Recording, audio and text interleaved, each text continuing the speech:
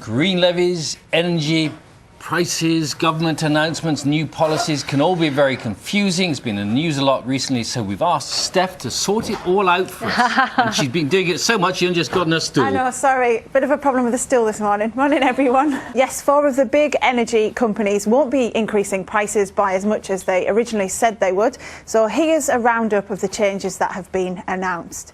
Now, there's quite a lot on the screen there, but I just wanted to show you the decision each company has made because, of course, these 6 companies provide the majority of energy in the UK. Now, the first column shows you how much they were originally going to put their prices up, and the next column is now what the average bill will go up by. You can see that on the whole, the difference is about £50 that's being saved. That's the £50 the government said companies would save from a reduction in levies. Well, with me now to go through the numbers is Scott Byrom from the price comparison service, UKPower.co.uk. Good morning to you.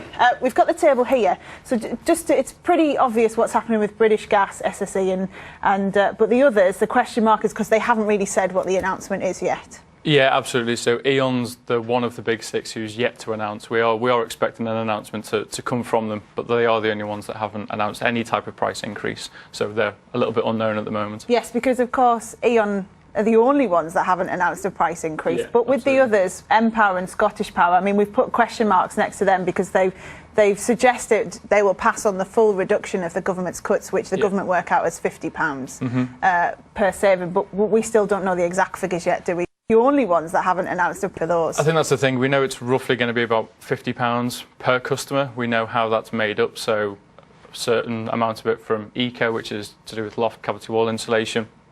Another amount to do with a warm home discount, which is now going to be taken from the Treasury, and then a small one-off payment which is through from distribution network operators, which is essentially those companies that are responsible for moving our energy around the country. So we know how it's made up, it's just when and who is going to benefit from it. What about if you're on a fixed bill?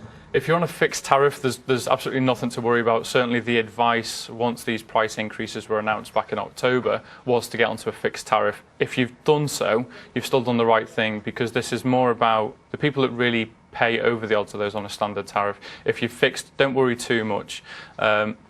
We are hearing different stories from the suppliers. British Gas is saying they will pass on the reduction to those on a fixed tariff.